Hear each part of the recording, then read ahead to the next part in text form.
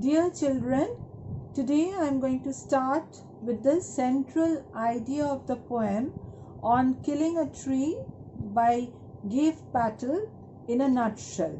As in the previous classes we have dealt it in detail, today just I am going to start with saying the gist of the poem and then deal with the long and short questions and the MCQ from the poem.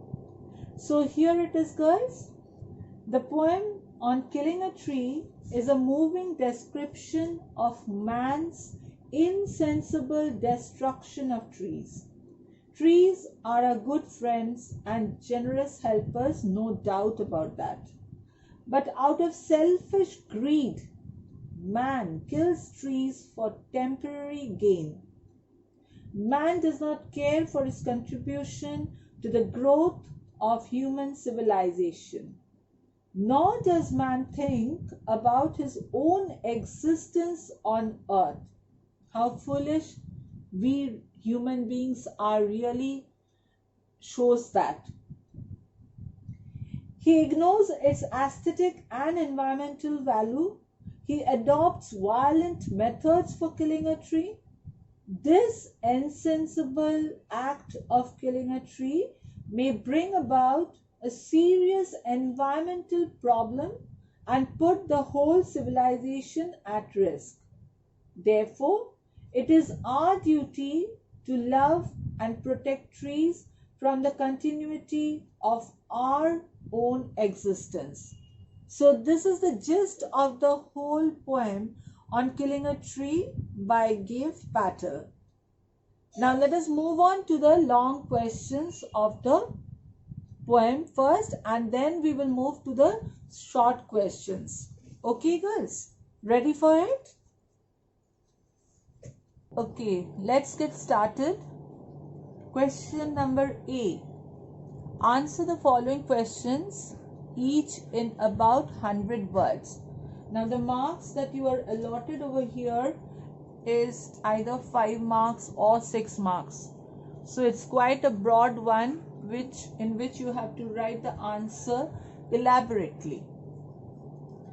Okay, girls. So question number 1 under A we have here is, how does a tree offer resistance to its destruction? How does a tree offer resistance to its destruction? How does its resistance fail? Okay, so the hints that has been given for this answer is that a tree grows slowly by consuming the earth's nutrients. We all know that, girls, by absorbing sunlight, air and water, right? And it faces every challenge during its growth. But selfish greed and cruelty of man, this is very miserable or pathetic, you might say, that it knows no bounds.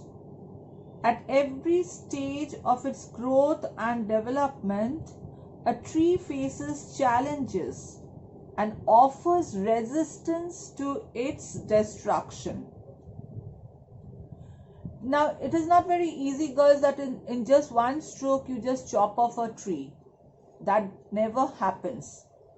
So neither a jab, nor hacking, nor chopping can kill a full-grown tree.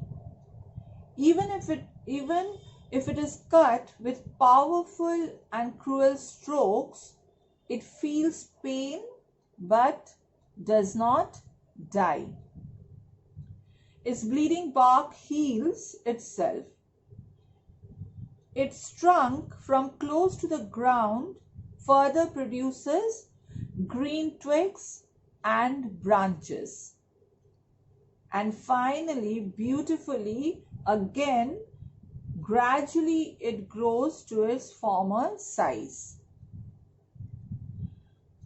The second part of the question is, how does its resistance fail? So the answer to that, girls, you can write it like this, that all its resistance fail when it is uprooted and cut off from the anchoring earth. Anchoring earth means that the earth to which it grips itself, to which it holds itself. It has to give up when bare roots come out, and as a result, the life supporting system completely fails. Then, even after this, the process doesn't end. In the sun, it is scorched and choked. Finally, it goes through the process of browning, hardening, twisting, and withering. So you can feel it, isn't it, girls? The various process that this living thing that is a friend to us, a very benevolent friend to us, goes through such a painful process and then gives up. And thus, ultimately, finally, the tree is killed. We will move on to question number 2. Now here, the question number 2, we have the poem on killing a tree describes man's cruelty and violence to nature. Discuss with suitable reference to the poem. Okay, the poem on killing a tree describes man's cruelty and violence to nature, and you have to discuss this with suitable reference from the poem. Give Patel's poem on killing a tree presents to us a very vivid description of man's cruelty and violence to nature to advocate the philosophy of non-violence. In the poem, the tree stands for nature that provides nourishment for us. But modern man, out of selfish greed, because he utilizes every part of that tree for their own needs. That is why it is said selfish greed. Kills a tree and thereby destroys nature. You might say unconsciously or consciously, we, the human beings, are not being aware of the fact, even in the 21st century, that how are we harming nature just to meet our own needs, and that too by killing trees.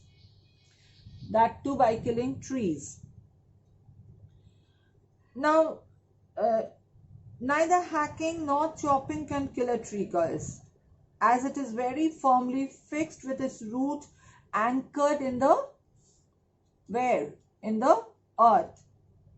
So it has to be roped, tied, and pulled out of the earth's cave to kill it completely. And this only a human being does. Then it has again to be exposed to sunlight and air, scorching, choking, browning, hardening, twisting, and finally weathering. The poet uses here a number of images of death. You can relate to that. I hope so that you can relate to that he uses a number of images of death to highlight man's cruelty and violence. Thus, Give Patel tries to arouse our love and sympathy for nature. Is that clear, girls? You have been given the hints over there.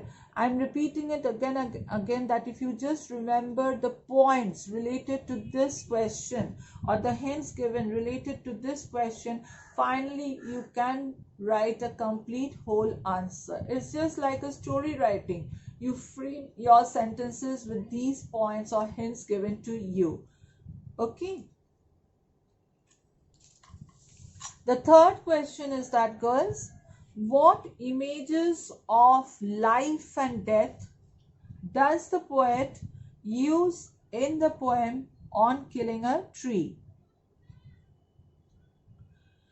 Now, here the poet, in his poem on killing a tree, treats trees as living organisms, and that's very true.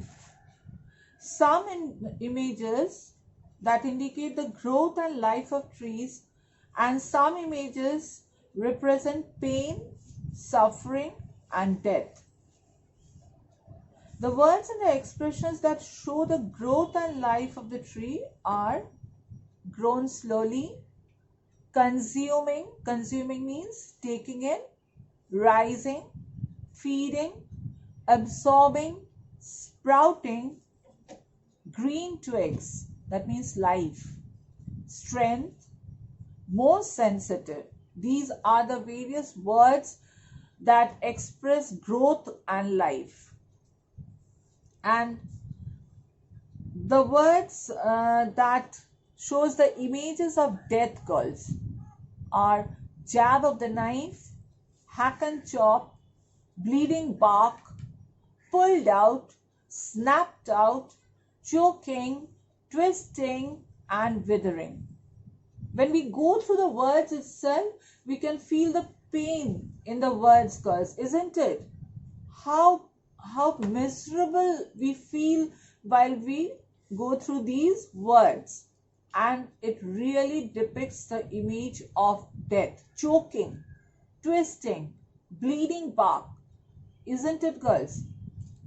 The last words that suggest violence through the poem, girls, are jab, hack and chop, tied, pulled out. And these very images emphasize that the tree is also a living being.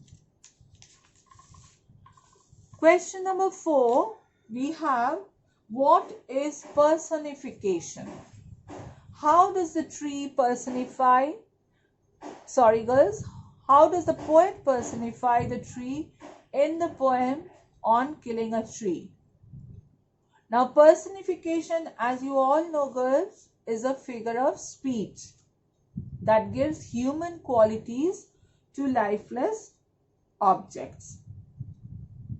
By now, through the answers, or as you have gone through the poem, you can very well understand that Mcq Questions looks upon the tree as a human being, right?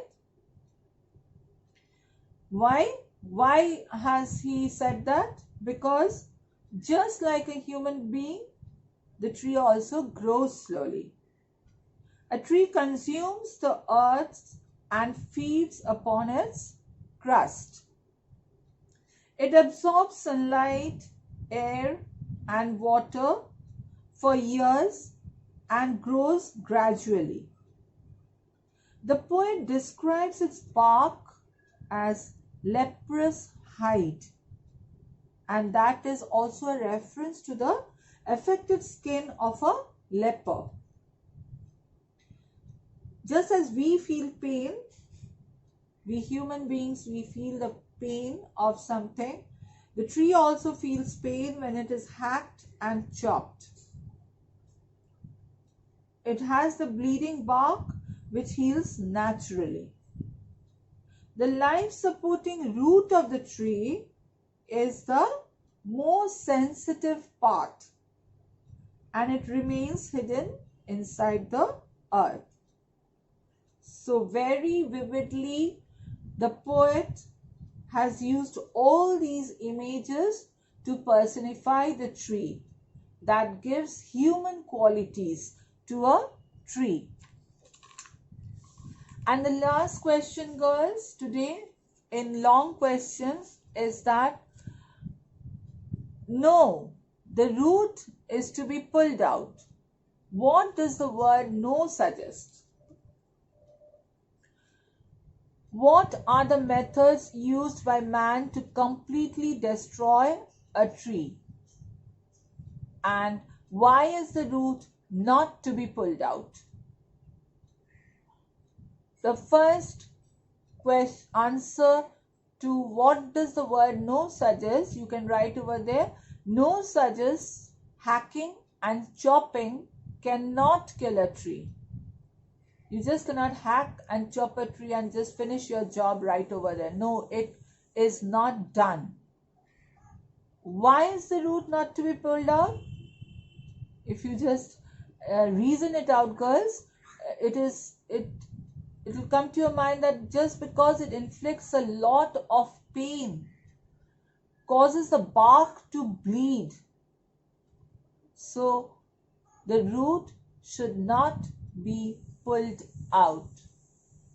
And the third answer of this question is, what are the methods used by man to completely destroy a tree? So the steps to be followed over here is that first it is tied with a rope, pulled out entirely from the anchoring earth, snapped from its support. The roots are exposed to the sun, and then again finally it goes through scorching, choking, browning, hardening, twisting and withering. So these are the various methods to completely destroy a tree. So it is not just done in one step. There are various steps of killing a tree. Rather, I would use the word killing instead of destroying. The next question we have here is, girls, the source white and wet. What source is talked about? Why is it white and wet? How does Patel portray the categorical demolition of the source of the tree? Now this is a bit difficult question for you all, so please pay attention here very well. First answer is easy. What source is talked about? Source here means the root of a tree, or it refers to the root of a tree. And why is it wet and white? Now here also, if you just reason it out, you can very well understand it is white because that part of the tree, the root of the tree, is never exposed to sunlight, but always remains hidden inside the earth. Right, girls? The portion that is never exposed to sun, you will find that it always remains white. And wet because it is full of water and other nutrients. And the third part of this question, how does Patel portray the categorical demolition of the source of a tree? He defines the categorical demolition through various steps, and by now you have already got to know the various steps involved in the murdering of a tree and the killing of a tree. So I am not repeating that. Be careful of your spellings while you are writing those words. Browning, hardening, twisting, withering, scorching. Please be very careful of every spelling here, girls. Okay. The next question in long question, girls, is, do you think that on killing a tree hints at inevitable environmental disaster due to man's cruelty and violence against nature? Now, I think we shouldn't be calling us humans if we do not agree to this. We are the people who are really destroying and bringing disaster to the environment around us, being cruel, being greedy, just to meet our needs, creating all the violence against nature. Tree is really a very generous and benevolent friend of human beings, girls. And we here standing just destroys nature and its very spirit. We are just uprooting them to make concrete walls around us. Can this be imagined? It exposes man's callousness towards trees, towards nature, destroying the shelter of birds, the homes of those little creatures on this planet. And the poet creates sympathy over here. It comes from his deep concern for nature and environment. Can we really call ourselves educated? Can we really call ourselves literate when we, with our own hands, are just choking a tree to its death? Where we should plant more and more trees that the generation later on benefits from that, we are just depriving them to exist on this planet. So it becomes a very moving commentary on the major environmental, focusing on the major environmental issues of the day. I hope I've given you the hints of how you are going to frame your answer. And if you go through this, girls, hope that this will really be a great help to you, that how you are going to deal with your long questions, which is sometimes hard for you all to tackle, and as it consists of 5 to 6 marks. Okay, and now we often find questions from you all that, ma'am, how much to write? In a question allotted with 5 to 6 marks, how much should we write? Now the thing is that it is not a question of how much.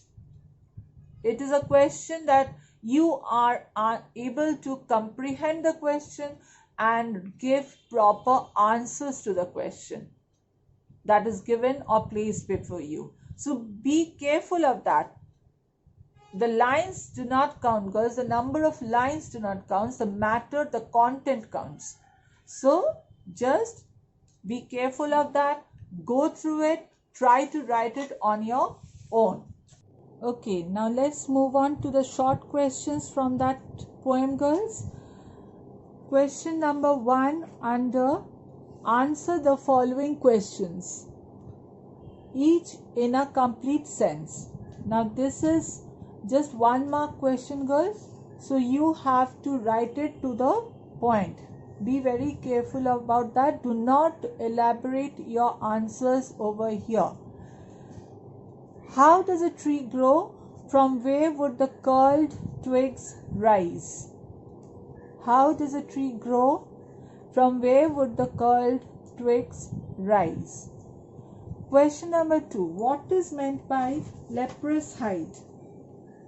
Okay, so you can write the answer like this. In the poem on killing a tree, the phrase leprous hide means that the bark of the tree looks like the discolored skin of a man suffering from leprosy. Now, I hope you all know that leprosy is a very deadly disease. So the bark of the tree turns out to just look like the discolored skin of a man suffering from leprosy. Got it, girls? Next question. How does the bleeding bark heal itself? How does the bleeding bark heal itself? Question number 5. Why does it take much time to kill a tree? Why does it take much time to kill a tree?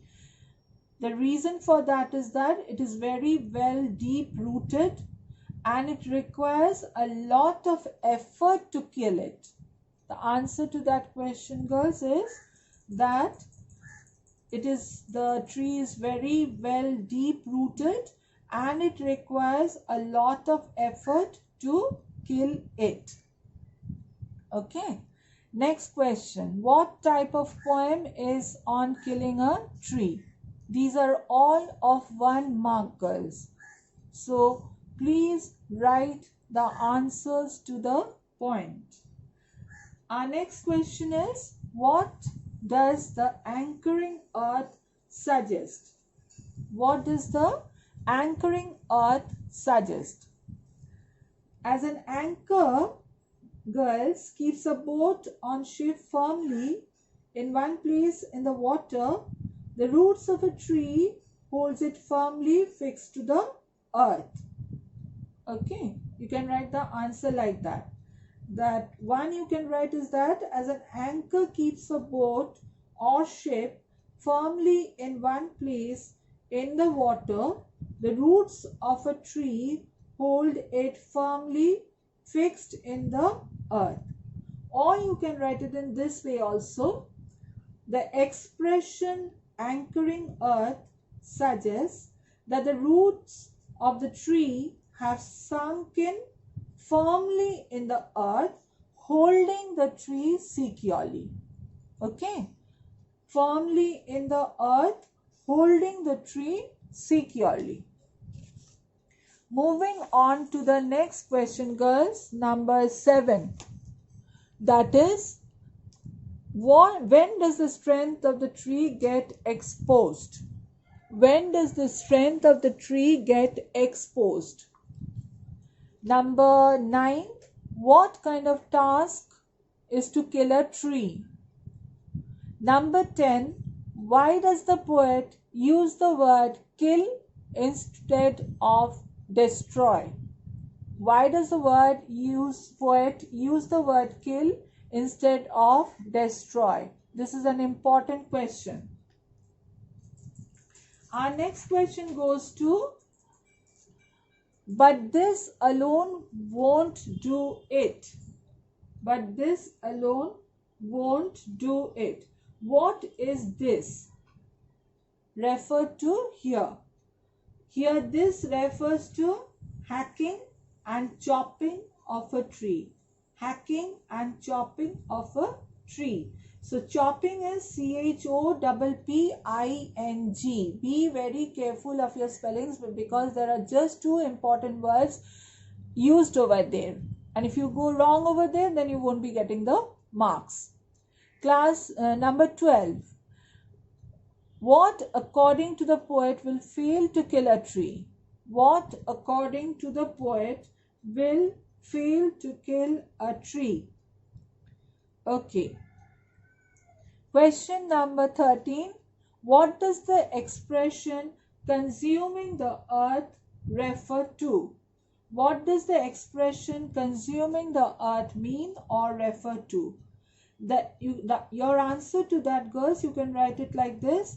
The expression consuming the earth means using up the resources of the earth, absorbing water and minerals from the soil.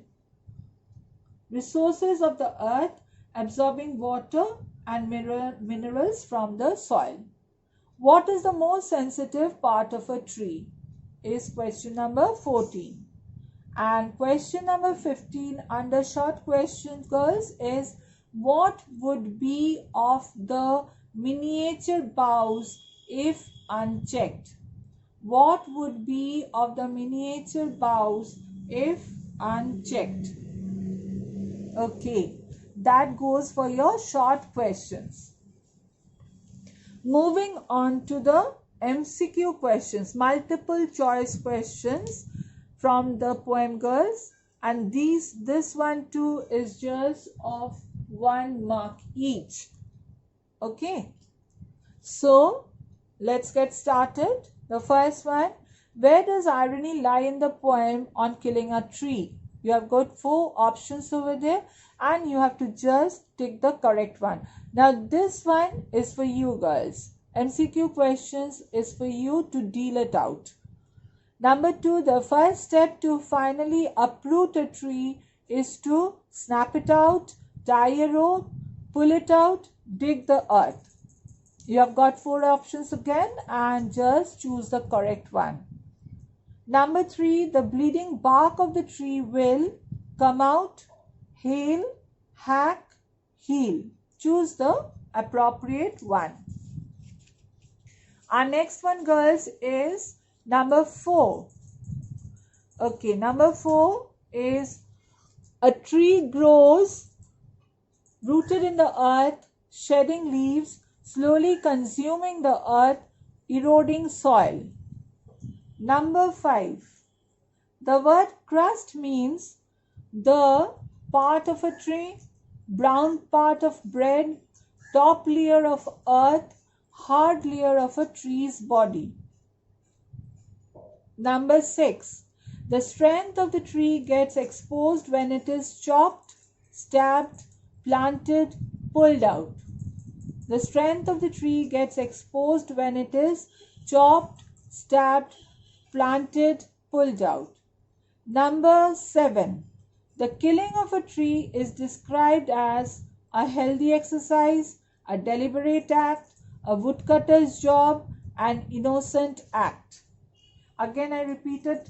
The killing of a tree is described as a healthy exercise, a deliberate act, a woodcutter's job, an innocent act. Okay, all you have to do is to just take the correct alternative. Number 8. But this alone won't do it. Here it refers to stabbing a tree, killing a tree, chopping a tree, and whipping a tree. Number 9. A tree grows, you have 4 options, rooted in the earth, shedding leaves, consuming the earth, and eroding soil. Number 10. Again, a simple jab of the knife cannot do it. A simple jab of the knife, girls, cannot do what? It cannot kill a tree. It cannot hamper a tree's growth. It cannot hurt a tree. It cannot stab a tree.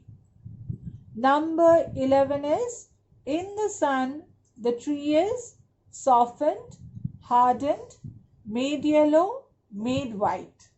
In the sun, the tree is softened, hardened, made yellow, made white. Got it, girls? So these are the various questions that you might get in your question paper. So you need to go through the poem very well in order to answer these. Now our next one, girls, number 13 is, the bark of a tree bleeds when it is roped and tied, browned and hardened, hacked and chopped, jabbed.